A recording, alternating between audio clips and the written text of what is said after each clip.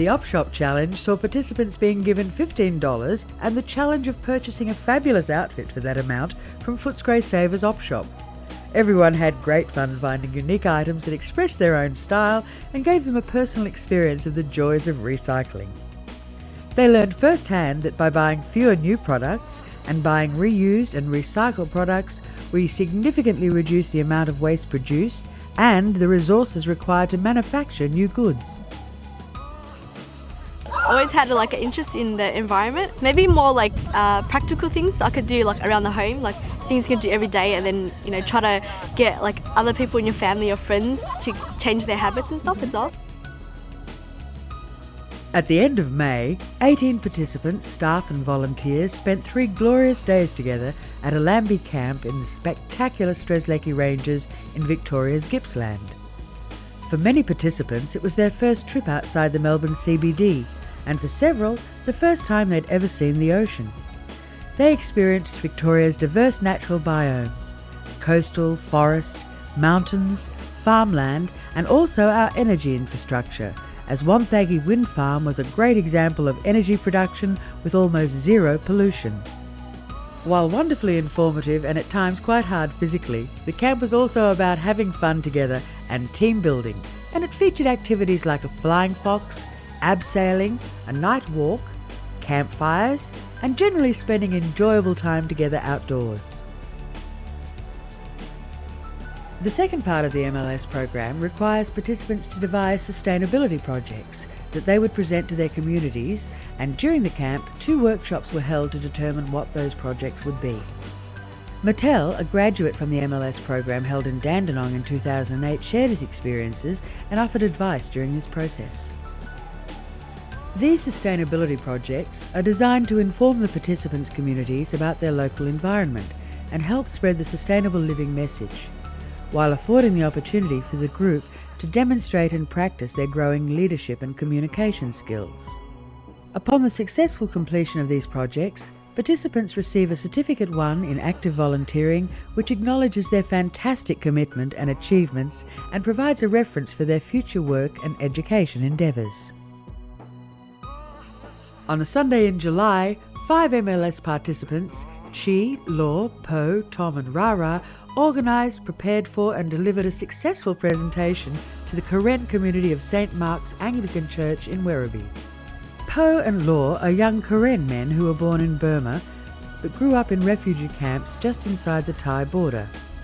St Mark's is Po and Law's own church community, and together with the rest of their group, they spoke in both Karen and English to 37 members of the congregation and youth group about climate change, how to save energy, and how to produce less waste.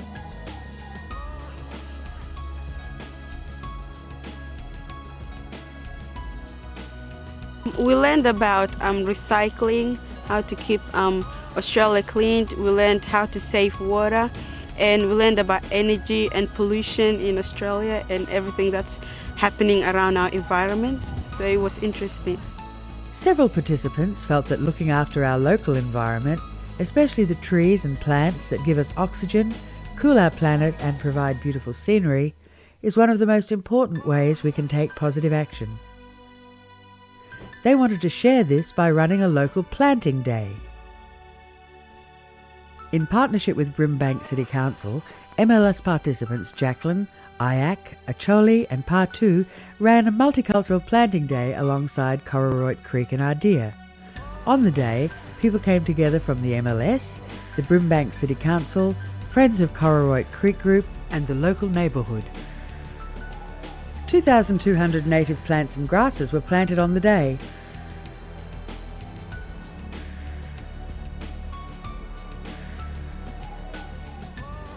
People got to see and hold an exciting variety of Australian native marsupials, reptiles and birds, which were on display, and they also learnt about the water quality of our rivers with a Water Watch stall. Jacqueline and Acholi gave a presentation about why they'd chosen to plant native grasses for their project. Jacqueline spoke about sharing that new knowledge about saving energy and water with her family, translating her sustainable living advice into the Sudanese dialect of Luo.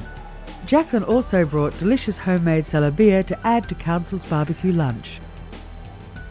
A third project group felt that water is the most important issue and that it's vital we all conserve it. In an education and activity day called Water It's Our Life, participants Claire Doe, Ahmed, Kunmin, Sipo Ra, Kusei, Ayo and Esther invited a group of young Karenni people to join them as they discussed water, why it's so important and why we must conserve it. Nina from Environment Victoria spoke about Australia's water situation, and Bronwyn from City West Water presented ways to save water around the home. Then the group travelled to Greenvale Reservoir to see more of their local water storage situation. Water is our life. It's a little bit rainy. We need more rain in Melbourne, so our focus and target is to learn about saving water.